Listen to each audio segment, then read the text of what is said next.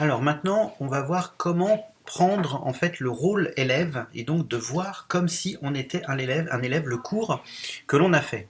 Ça peut être intéressant, vous allez voir un exemple ici concret. Alors on est dans le mode édition, si on quitte le mode édition, voilà, on voit presque comme un élève, mais pas tout à fait. Ici j'ai fait exprès de cacher deux sections.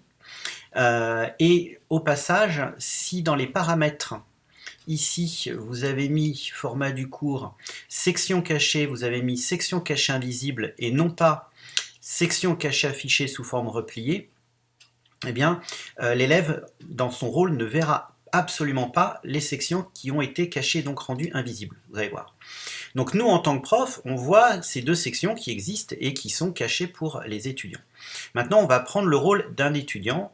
On va voir comment ça se passe. Donc c'est très simple. Tout en haut, à droite, vous avez votre compte. Si vous cliquez dessus, vous pourrez au passage éditer votre profil et mettre une photo.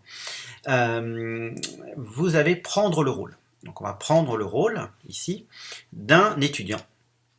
Et vous voyez que les deux sections que j'ai cachées précédemment, eh bien là, pour lui, elles n'apparaissent absolument pas. Et il en va de même d'ailleurs pour des ressources, comme je l'ai montré dans le module précédent.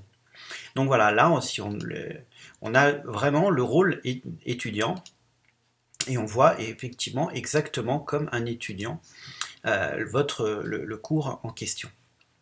Pour reprendre le rôle de prof, on reclique ici sur son compte, on va sur retour à un rôle, enfin à mon rôle normal, voilà, toc.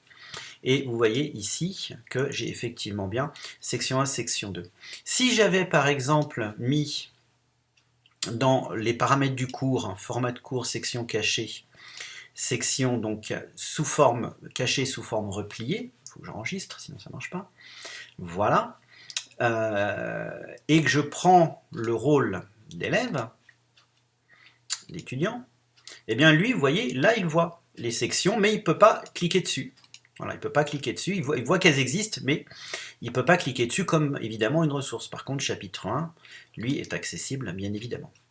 Voilà, et si je veux reprendre mon rôle, hop, le voilà, ça y est, j'ai repris mon rôle. Voilà, tout simplement.